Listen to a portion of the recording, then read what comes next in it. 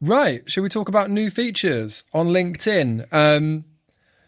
There's a couple of things. First off, personalisation on the channel, which, am I right in thinking this is the first proper personalisation on LinkedIn generally? I don't think there was anything before this, was there? They've had a couple before, obviously, with conversation ads, messaging ads. You can personalise there. True. Also with spotlight ads, you can personalise there. Okay. But this is the first time that you've got a ad format where you could do personalisation within the feed. Yes. So very much ABM within the feed, which is quite exciting. Nice. So to start with what it is in terms of new personalisation ads from LinkedIn, you'll see them starting to be rolled out now into your account if you haven't got it already. And it's basically the body copy within the ad. Now you can add personalization tags in there. Mm-hmm. So you can add the first name in there. You can add the job title in there, the company name, so that when people are scrolling through the feed and they see the ad, it will appear more so like it's personalized to them. Mm-hmm. Which I think is quite exciting because if you think about email marketing and email marketing best practice, it almost has to be personalized. Yeah. You want the email when it comes through. If it doesn't say hi first name, then you're going to know straight away it's not personal to me. It's just generic marketing. Mm-hmm. I'm just going to ignore it and just delete it or mark it as spam, whatever it might be. So I think if some of those same principles can be passed on to LinkedIn in terms of if you recognize your name or your job title or your company within the feed, hopefully that extra personalization could mean that you're more inclined to stop and to scroll, consume the content, maybe increase dwell time, but then ultimately, hopefully, click on or take action on that content as well. Yeah. So it's going to be really interesting to see how it plays out in terms of performance. Tests that we've seen so far is that actually they can increase click-through rate. So you can get a higher click-through rate on ads that are personalized against ads that aren't personalized. But they need further testing. They're very new just to see where they fit in and how effective they would be. Mm-hmm. There is obviously the danger that you can overuse them as well. Yeah. But from a creative standpoint, what's your point of view? Are you excited about this new feature? How do you think it's going to work? It's going to be interesting. I think that you need to use these things in the right way. I think if a brand was out there and every single ad was, George, read our new report. George, click on this ad. It would just be ridiculous. It's going to make them look bad. So I think that using first name tags, use them sparingly and use them in a way which is really intentional. Mm. Something I'd be interested to do is, you mentioned email, which is a good way of thinking about personalization. The reason that it feels so right in email is because when you send a normal email, right, when two people email each other, you do start with their name. Yeah. And so the brands are kind of mimicking that behavior, which makes sense. But in ads, there are very few ads out there in the wild which are personalized in that way. But I can imagine it working quite well. There's a type of ad that we run at the bottom of the funnel. Those ads where they are a conversion level ad. Yeah. And you're trying to get someone to book a meeting with a salesperson. Mm. And if you could say, George, is it worth us booking time to discuss your LinkedIn ads? Like in the ad copy, that could be quite good. Yeah. Do you know what I mean? And suddenly it feels like you're sending a message one-to-one to someone in the feed. I think that's a good use of this type of personalization. As I say, if you're just scattergun, we're just going to stick their name at the start of every piece of ad copy, it's not good. I think another way, I can think of using it quite quickly is job title personalization. Mm. See how other CROs are doing X. Yeah.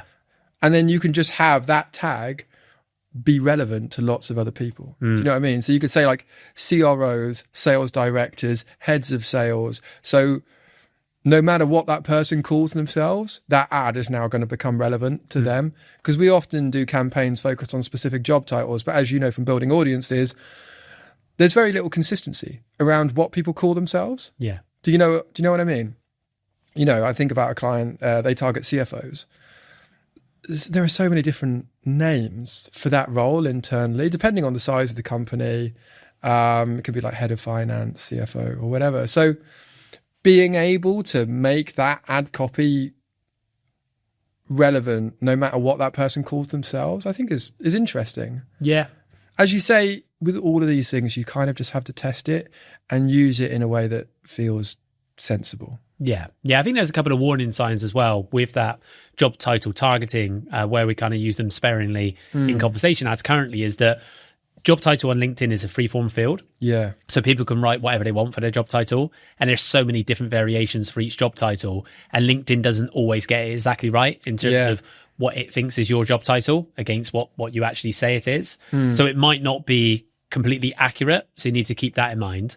And I also think with the company name as well, the company name as it appears on LinkedIn isn't often how you would use it, say, in conversation. Yeah. So a good example of this is us on LinkedIn. We're called Winbox LinkedIn Ads Agency. So if I see our company name in an ad and it's that long and it's the full name, straight away I know that, okay, that's using the personalization tag, and it kind of loses something then. I see that all the time in email. Yeah. Like always, it's always Winbox LinkedIn Ads Agency. That's it. And you know then, okay, my data's been scraped from LinkedIn. Yes. This has lost a bit of kind of it being genuine now. Yeah. You're less likely to engage with it. Yeah. Maybe that's because we're marketers. We're more attuned to that. But I think that's the other thing I would just watch out for when you're doing this personalization in these new types of ads. Totally. I do think there is a risk with personalization generally, and it comes in two forms. The first is that, like, personally, I would rather just get an email that says, "Hi, George, here's the offer." Yeah. And I don't need them to say, "I see you live in Bristol. I hear the Clifton Suspension Bridge is great this time of year." So it's clearly some really kind of like weird scraping plus generative AI thing where it's like, find the location, find a local landmark. I don't need any of that. Like what the thing that makes it relevant should be the offer. Yeah. And if the thing that you're putting in front of that person really matters. And I think the risk with this could be is that we get hung up on personalization tags instead of the thing that like really gets people to click on something or not, which is value. What's in it for me? You know, if you could do both of those things, that's great. I'd say for people using this, don't forget that like this probably accounts for about 20% of the overall value of the offer. Yeah. Do you know what I mean? It's just like a wrapper. Yeah. It's not a shortcut to ABM. Yes. It's not that, okay, we're using personalization tags now, so this is ABM. It's an enhancer of ABM. Totally. Because with ABM on platform on LinkedIn, you want to really understand your audience, what makes them tick, make sure your message and your offer is aligned with that. And personalization will help to deliver that message, but it's not going to be the message. So I think that, you still need to use those best practice and principles when it comes to ABM. Absolutely. I love that. Yeah. Yeah, it can help enhance the message, but it's not the message. That's exactly it. That's it. So another new feature that's being released by LinkedIn soon is flexible ads. So I've seen this in beta as well, which is basically where at the moment, when you're running a campaign on LinkedIn, you can only use one ad format within that campaign. Flexible ads, they're going to change it so you can have single image ads and video ads within the same campaign. Right. So what this is good for is that currently if we're working with a fairly tight budget and we have video ads that we want to run and single image ads that we want to run, which we often do, we need to create two separate campaigns. Yeah. And that means that we need to split our daily budget between those campaigns, which gives us a smaller daily budget in each campaign.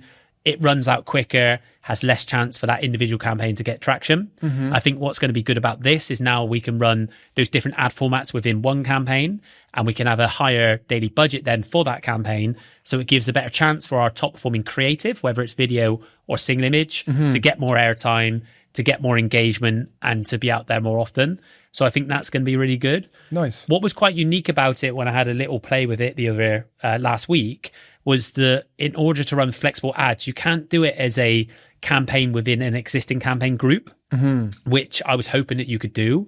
You have to create its own campaign group with its own objective.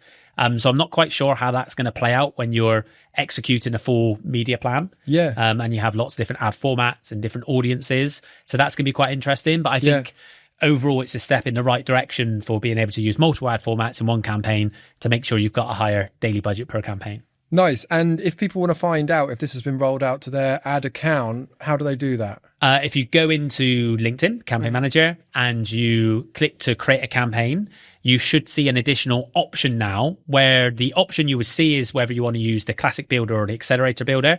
Always say use the classic builder, so you turn off the default settings. But then you have an additional option, which is to use like one campaign or a single campaign, or to use a flexible ads campaign. Then if you click flexible ads campaign, it would trigger you to set up a new campaign group and then lead into setting up that campaign.